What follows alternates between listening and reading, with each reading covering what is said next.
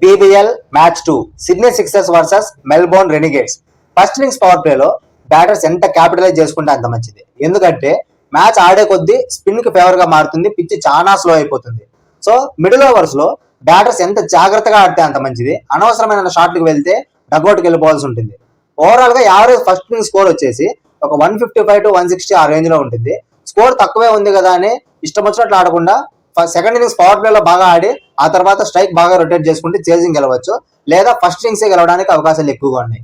ఈ పిచ్ మీద టీం గెలవాలంటే ఆ టీంలో కనీసం ఇద్దరు మంచి క్వాలిటీ స్పిన్నర్స్ ఉండాలి. బ్యాటర్స్ కూడా పవర్ హిట్టింగ్ కంటే కూడా స్ట్రైక్ రొటేషన్ కి ఇంపార్టెన్స్ ఇవ్వాలి. సో మ్యాచ్ కి టాస్ పడి టీం ప్లేయింగ్ లెవెల్ బయటకు వచ్చిన తర్వాత ఏ టీంలో అయితే మంచి క్వాలిటీ స్పిన్నర్స్ ఇంకా స్ట్రైక్ రొటేట్ చేయగలిగిన బ్యాటర్స్ ఉన్నారో ఆ టీం గెలవడానికి అవకాశాలు ఎక్కువగా ఉంటాయి. ముఖ్యంగా ఇలాంటి టీం బ్యాటింగ్ ఫస్ట్ చేస్తే ఖచ్చితంగా గెలుస్తుంది. హిస్టరీ కూడా ఇదే చెప్తోంది. Thank you for watching. ఇలాంటి మరిన్ని వీడియోల కోసం క్రిక్ సైట్ ఫాలో అవ్వండి.